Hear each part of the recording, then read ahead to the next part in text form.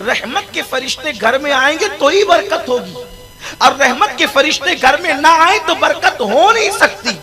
اور رحمت کے فرشتے کہاں سے چلے جاتے ہیں، رحمت کے فرشتے کہاں سے نکل جاتے ہیں؟ تفسیر روح البیان شریف میں ایک بات لکھی ہے، بہت دھیان سے سنیں۔ آج گھر کی عورتیں تو باہر بھی دوپٹہ نہیں اوڑھتی، جو باہر دوپٹہ نہ اوڑھے تو گھر میں دوپٹے کا کیا تصور ہو سکتا ہے؟ حالانکہ تقویٰ یہ ہے کہ عورت اگر اکیلی ہو، کوئی نہ ہو، تو بھی کم سے کم وہ اپنے سر کے بالوں کو چھپا کر کے رکھے، کیونکہ جب کوئی نہیں ہوتا ہے تو فرشتے اس کے ساتھ ہوتے ہیں، تو فرشتوں کے احترام میں وہ کم سے کم اپنے سر کے بالوں کو چھپا کر کے رکھے۔ یہ عورت کے لیے حیا ہے، اور عورت اگر بے حیا ہو جائے تو پھر سماج سے حیا ہی ختم ہو جائے گی۔ لوگ کہتے ہیں کہ یہ مسلمانوں کو کیا ہو گیا، یہ عورتوں کو بہت مقید کرنا چاہتے ہیں۔ ہم مقید نہیں کرنا چاہتے کہ رکھتے ہیں، ارے ہم بازار میں کھانے کو بے حیائی سمجھتے ہیں، اس لیے کہ ہماری پلیٹ پر جو پیٹ میں جا رہی ہو، توجہ فرمائے، جو پلیٹ کا کھانا پیٹ میں جا رہا ہو اس پہ آوارہ لوگوں کی نظر پڑے، ہمارا مذہب اس کی اجازت نہیں دیتا۔ تو جو کھانا پیٹ میں جا کر ہضم ہو جائے اس پہ کسی کی نظر پڑے، ہمیں یہ پسند نہیں ہے۔ جو زندگی کا ساتھی بنے عورت، اس پر لوگوں کی نظر پڑے، ہم یہ کیسے گوارا کر سکتے ہیں؟ یہ تو بے غیرت لوگوں کا کام ہے، بے حیا لوگوں کا کام ہے کہ وہ عورتوں کو نمائش بناتے ہیں۔ ہمارے مذہب میں تو عورت کا مقام بڑا بلند ہے، اس کا مرتبہ بڑا بلند ہے، تو ہم عورتوں کو نمائش نہیں بناتے۔ عرض کر رہا تھا کہ عورتیں بالوں کی نمائش کری تو بیچاری گھر میں کیا دوپٹہ اوڑھے گی؟ یاد رکھیے، امام حسین سے کسی نے کہا حسین تیری ماں بڑی نیک تھی، امام کی آنکھوں میں آنسو آ گئے، فرمایا تو نے سچ کہا، جب میری امی کا وصال ہوا تو 6-7 سال سے زیادہ میری عمر نہیں تھی، اس چھوٹی سی عمر میں بھی میں نے اپنی ماں کے سر کے بالوں کو کبھی نہیں دیکھا۔ جس نے اپنے بیٹوں سے بھی اپنے سر کے بالوں کی حفاظت کی ہے وہ نبی کی شہزادی سیدہ فاطمہ الزہرا سلام اللہ علیہا ہے۔ لیکن آج کیا ہو گیا؟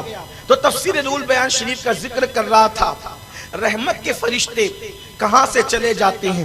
جب حضرت ابراہیم علیہ السلام کو آگ میں ڈالنے کے لیے نمرود نے علاوہ تیار کیا اور آگ جلائی، بہت بڑی آگ جلائی، اتنی بڑی آگ جلائی کہ وہ آگ جو ہے اس کا علاوہ جو اس کا حوض تھا وہ تقریباً 80 گز بتایا جاتا ہے، اور ہر بندہ اس میں لا کر کے لکڑیاں، کوئلے اور ایندھن ڈالتا، حتیٰ کہ عورتیں منتیں مانتی کہ میرے بچے کو شفا ملے گی تو چرخہ کاٹ کر جتنی رقم آئے گی وہ سب ابراہیم کو جلانے کے لیے میں خرچ کروں گی۔ اتنی شدت پیدا کی گئی تھی ابراہیم علیہ السلام کے خلاف۔ حضرت ابراہیم علیہ السلام کے لیے جب کئی دنوں تک کے آگ بڑھتی چلی گئی تو پھر ابراہیم علیہ السلام کو اب آگ میں ڈالا کیسے جائے گا، یہ ایک عجیب مسئلہ تھا ان کے لیے۔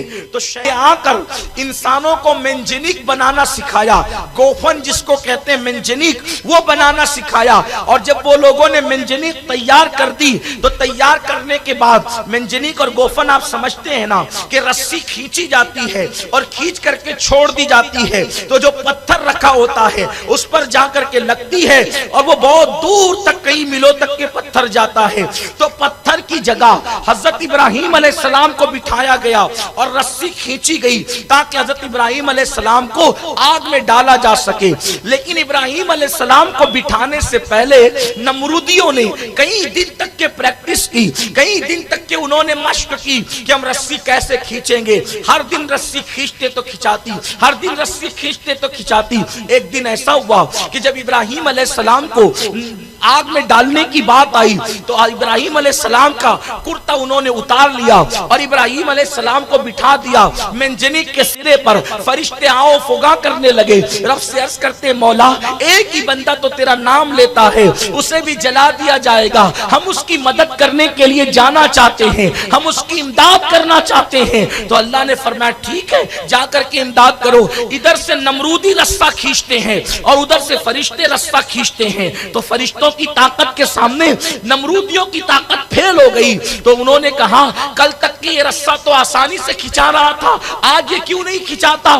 تو اس وقت تو شیطان ایک بڈھے کی شکل میں آیا اور آنے کے بعد کہا کہ یہ رسہ ابھی کھچا جائے گا, یہ رسہ ابھی کھچے گا. ایک چند عورتوں کو بلاؤ. چند عورتیں بلائی گئی, اور جب عورتیں بلائی گئی تو اس نے کہا ان عورتوں سے کہو کہ اپنے دوپٹوں کو اتار دیں. جب ان لوگوں کے دوپٹے اتار دیے گئے تو رسہ کھچا گیا. لوگوں نے پوچھا حیرت ہے, اب تک کی رسہ نہیں کھچا رہا تھا, عورتوں نے آ کر کے دوپٹہ کیا ہٹایا کہ رسہ کھچا گیا. تو اس وقت شیطان نے جو بات بتائی وہ یہ تھی کہ جو تم اس طرف سے رسہ کھینچ رہے تھے, ادھر سے رحمت کے فرشتے رسہ کھینچ رہے تھے, لیکن جیسے ہی عورتوں نے اپنے سر کو ننگا کر دیا, جہاں عورتیں اپنے سروں کو ننگا کر دیتی ہے وہاں سے رحمت کے فرشتے چلے جاتے ہیں. آپ سوچئے, اللہ کا پیغمبر خلیل جہاں موجود ہے, اللہ کا نبی جہاں موجود ہے, وہاں سے رحمت کے فرشتے کیوں گئے؟ کہ عورتوں نے سروں کو ننگا کر دیا تھا. نبی کی موجودگی میں بھی اگر عورت سر کو ننگا کر دے تو وہاں سے رحمت کے فرشتے جا رہے. روایت سے تو یہی پتا چلتا ہے بظاہر. اب آپ مجھے بتائیں, ہم اور آپ کہتے ہیں گھر میں برکت نہیں ہوتی, تو ہم اپنے گھروں کا جائزہ تو لیں. کیا ہمارے گھر کی عورتیں دوپٹہ اوڑھتی ہیں؟ گھروں کا ماحول کیا ہے؟ ہم نے یہود و نصارہ اور مشرکین کی طرح تو گھر کا ماحول بنا رکھا ہے. رب الیہ من حبل الورید, ہماری شہرت سے زیادہ قریب, ہم سے بڑھ کر خوش نصیب کون ہے کہ خدا ہماری شہرت سے زیادہ قریب ہے اور اس کا محبوب ہماری جانوں سے زیادہ قریب ہے. النبی اولا بالمومنین من انفسہم, مومنوں کی جان سے زیادہ محبوب کو قریب کر دیا گیا ہے. فرمایا گیا جب رات کو سب سو جائیں اس وقت تو اچھی طرح وضو کرو اور خلوص نیت کے ساتھ 2 رکعت نماز پڑھو, اور 2 رکعت نماز پڑھ کر اب اس کے محبوبوں کا وسیلہ, اور خاص طور پہ سارے محبوبوں میں سب سے عظیم محبوب سید المعصومین سید المحبوبین مصطفیٰ جان رحمت کا وسیلہ پیش کر کے پہلے اپنے گناہوں سے معافی طلب کرو, اور اس کے بعد اس یقین سے اللہ کو پکارو کہ کوئی میری فریاد کو سن رہا ہے. کسی نے مجھ سے وعدہ کیا ہے ادعونی استجب لکم, مجھ سے مانگو میں تمہیں عطا کروں گا. اس یقین کے ساتھ سب کا وعدہ جھوٹا ہو سکتا ہے, رب کا وعدہ جھوٹا نہیں ہو سکتا. اور اس کے بعد پورے یقین سے محبوب کا وسیلہ دے کر کے مانگو. نہ ملے تو پھر کہنا ہمیں کسی اور دروازے پر جا کر ایمان کا سودا کرنے کی ضرورت نہیں ہے. آپ اپنے گھر میں مصلی پر بیٹھ کر اپنے اللہ سے فریاد کرنا سیکھو, اپنے اللہ سے مناجات کرنا سیکھو. ارے جس نے مانگا یقین کے ساتھ میرے اللہ نے عطا کیا. یہ بات جو تمہارے دل و دماغ میں بٹھائی گئی ہے کہ ہم تو گنہگار ہیں, ہماری دعا کیا قبول ہوگی, ہم تو گنہگار ہیں اور ہماری فریاد کیا قبول ہوگی, یہ غلط ہے. دعا کی قبولیت کے لیے نیک ہونے کی ضرورت نہیں ہے, دعا کی قبولیت کے لیے اللہ پر یقین ہونے کی ضرورت ہے. جو یقین سے مانگتے ہیں اللہ انہیں ضرور عطا کرتا ہے. اگر گھر میں نا اتفاقی ہے, ہمیں کسی منتر جنتر کی ضرورت نہیں, اپنے اللہ سے دعا کرو. وہ اللہ ہے جو اللہ اکبر ایک ننھے سے بیج کو جو مردہ ہے, نہ چل سکتا ہے, نہ بول سکتا ہے, نہ سانس لے سکتا ہے, ایک ننھے سے بیج کو زمین میں دفن ہونے کے بعد اتنی طاقت عطا کرتا ہے کہ وہ زمین کو پھاڑ کر کے کوپل کی شکل میں نکلتا ہے. جو بیج کو اتنی طاقت دیتا ہو, کیا وہ ہمارے درمیان محبتوں کے بیج نہیں بو سکتا؟ کیا وہ ہمارے درمیان محبتوں کی بہاریں نہیں لا سکتا؟ اور کائنات میں محبتیں کس کی وجہ سے ہے؟ اسی کی مرضی سے ہے. اگر وہ چاہے تو ماں اور بچے میں محبت پیدا کر دے, اور وہ نہ چاہیں تو جنم دینے کے بعد بچے کو ماں ہاسپٹل میں پھینک کر کے بھاگ جاتی ہے. وہی ماں ہے, ایک جگہ ماں جان دے رہی ہے, دوسری جگہ پھینک کر کے بھاگ رہی ہے. تو یہ کس کا نظام ہے؟ یہ اسی کا نظام ہے. وہ چاہے تو اتنی ممتا پیدا کر دے کہ ماں اپنے بچے پہ سب کچھ قربان کر دے, اور اگر وہ چاہے تو اللہ رب العزت ممتا نہ پیدا کرے تو ماں خود بچے کی جان لینے کے لیے تیار ہو جاتی ہے. تو یہ سب اللہ کا نظام ہے. اللہ رب رب العزت محبتیں بھی پیدا کرتا ہے، وہ محبتیں اٹھاتا بھی ہے۔ اس لیے اگر نفرتوں کا ماحول ہے اللہ سے فریاد کرو، بچیوں کو رشتے نہیں ہیں اللہ سے فریاد کرو، بس شرط اتنی ہے محبوب کو وسیلہ بنا کر۔ کسی نے بہت اچھی بات کہی تھی، دعا کر خدا سے دعا کر مگر مصطفیٰ کو وسیلہ بنا کر، حضور کو وسیلہ بنا کر مانگو گے سارے مسائل حل ہوتے نظر آئیں گے۔ حضور غوث پاک کو وسیلہ بنا کر مانگو گے سارے مسائل حل ہوتے نظر آئیں گے۔ حضور غریب نواز کو وسیلہ بناؤ گے سارے مسائل حل ہوں گے۔ لیکن اپنی فریاد اپنے اللہ کی بارگاہ میں رکھنا سیکھو۔ یقیناً آپ علماء سے، مشائخ سے، سادات سے سب سے دعا کی گزارش کرتے ہو، کرنا بھی چاہیے، لیکن اپنا مسئلہ اپنے اللہ کی بارگاہ میں جتنا گڑ گڑا کر ہم رکھ سکتے ہیں کوئی اور نہیں رکھ سکتا۔ دعائیں سب کی لینا چاہیے مگر خود بھی دعا کرنا چاہیے، اور ساری دعاؤں میں سب سے مقبول جو دعا ہے قرآن کہتا ہے فَإِنَّ مَعَ الْعُسْرِ يُسْرًا إِنَّ مَعَ الْعُسْرِ يُسْرًا فَإِذَا فَرَغْتَ فَانْصَبْ وَإِلَىٰ رَبِّكَ فَارْغَب۔ ہر مصیبت کے بعد راحت ہے، اور بے شک ہر مصیبت کے بعد دوہری راحت ہے۔ شرط کیا ہے؟ فَإِذَا فَرَغْتَ فَانْصَبْ، جب نماز سے فارغ ہو جاؤ، وَإِلَىٰ رَبِّكَ فَارْغَب، تو دعا میں محنت کرو، دعا میں گڑ گڑاؤ۔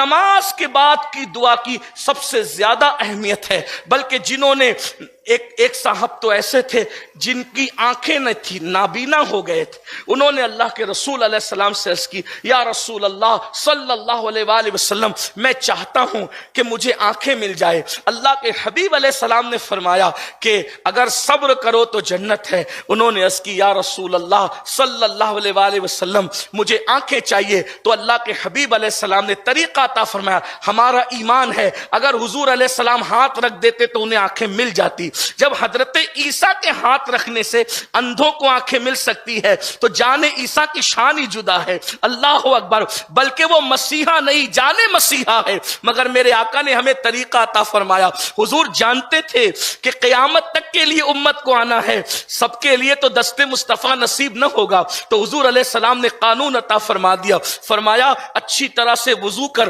اور وضو کرنے کے بعد 2 رکعت نفل پڑھ، اور اس کے بعد پھر حضور نے اپنے وسیلے سے دعا کرنے کا حکم دیا۔ میرے آقا فرماتے یوں اللہ کو پکار، اللہم انی اسألک واتوجہ الیک بنبیک سیدنا محمد صلی اللہ علیہ وآلہ وسلم نبی الرحمہ، یا رسول اللہ انی توجہت الی ربک فی ھذی حاجتی لتقضی لی۔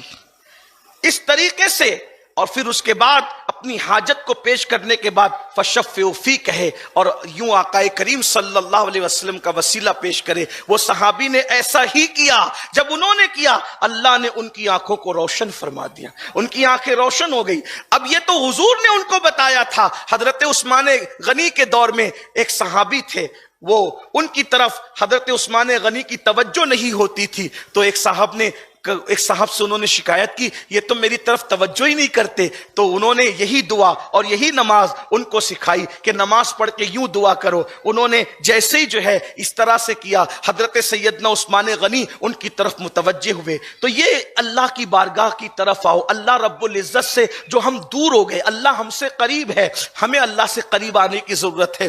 حضور ہم سے قریب ہے، ہمیں حضور سے قریب ہونے کی ضرورت ہے۔ اور یاد رکھنا، اسلام تو پھر ہمیں بہت بلندی پر لے جاتا ہے، تو اپنے مسائل کو اللہ کی بارگاہ میں